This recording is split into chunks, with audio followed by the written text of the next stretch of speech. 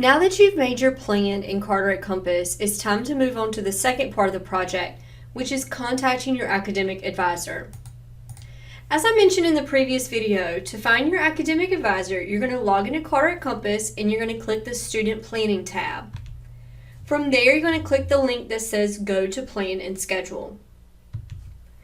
At the top here, you're going to have an Advising tab. When you click the Advising tab, the name of your academic advisor is going to appear.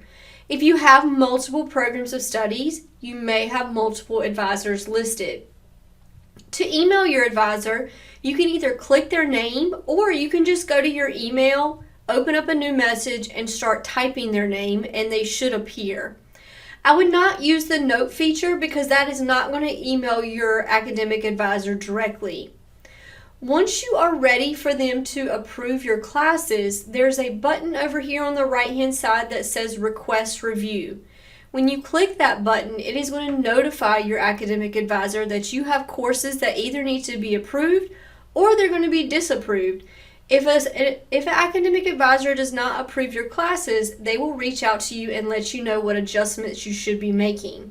As a reminder for this project, when you email your advisor, you need to copy me or you need to forward me a copy of that email. If you have never emailed your academic advisor before, I have posted to Moodle this week some sample templates that you can use either to discuss your plan via email or to set up an advising appointment. I've broken these templates apart into templates that will be for university transfer students or if you're applied science or health science students. You do not have to use these templates, but if it's just to give you an idea of something that you can include in an email. The last email template is to set up an advising appointment with your advisor. Again, there is something to just meeting them face to face. Your advisor is a wealth of knowledge, not just about the courses that you're taking, but about helping you as a student here at Carteret. So I would encourage you to meet with them. We are now ready for the final step in this process, and that is you registering for classes. So at this point, just to recap, you have planned out all your courses in Carteret Compass. You have reached out to your academic advisor. Once that academic advisor approves your classes for the next semester, you can go in and register, pending that registration is open. So once you get into Carteret Compass, again, just to show you, you're going to click that Student Planning tab, and then you're going to hit the Go to Plan and Schedule.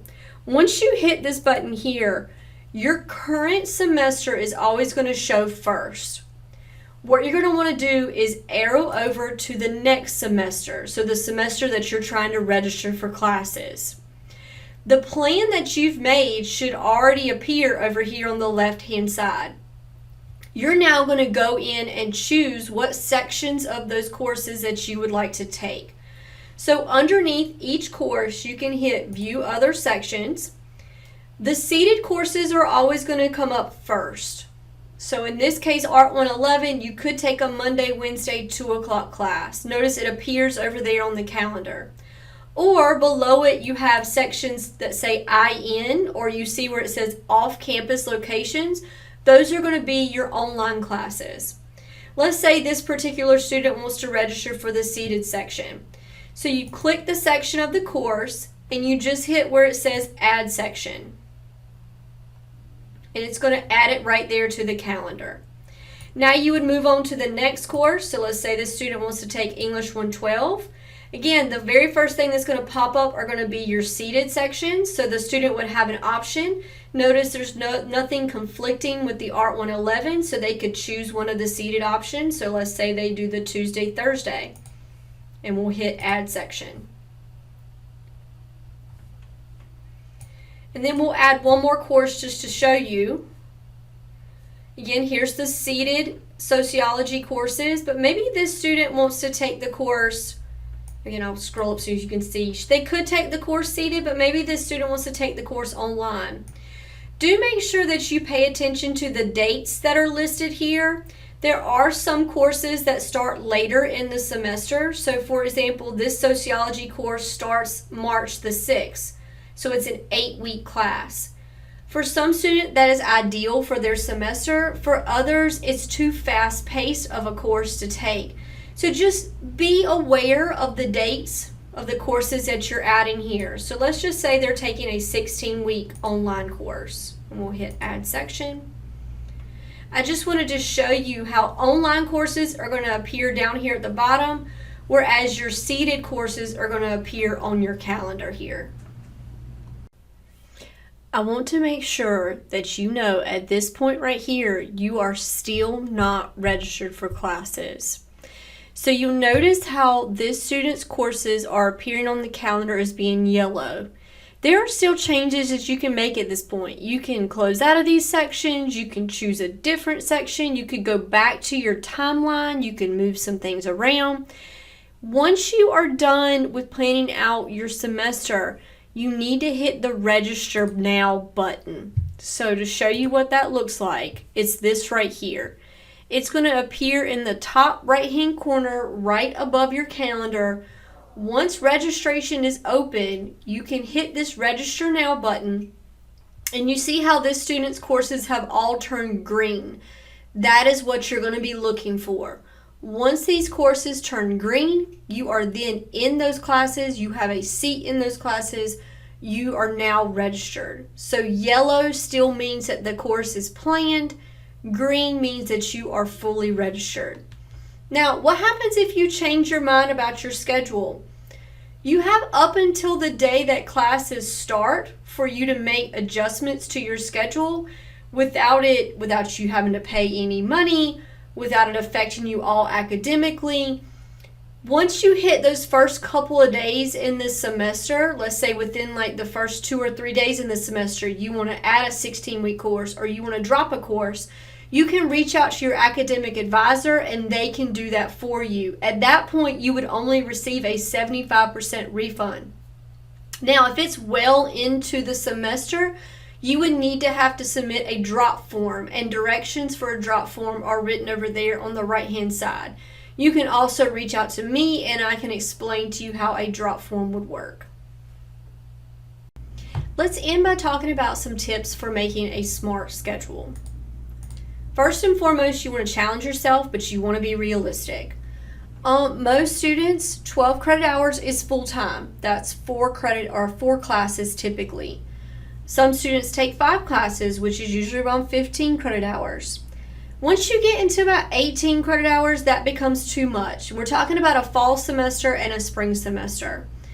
Summer, 2 is usually the max. 3 is kind of really pushing it, but you got to be careful when it comes to summer semesters.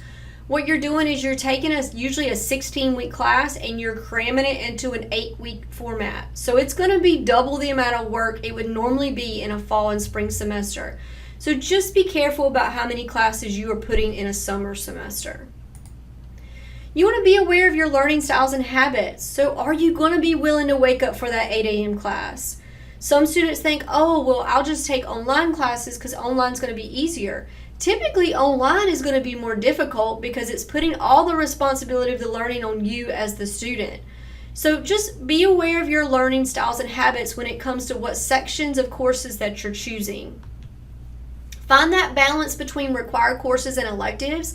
So all of our programs of study here have elective courses. You want to balance those more difficult core courses with those electives so you're not taking so many difficult courses in the same semester. Make some time for those extracurricular activities without prioritizing them. So you want to make sure that you're building your time for your work or for your family or to go to the gym or religious activities. All that stuff should be factored in when you're making your schedule.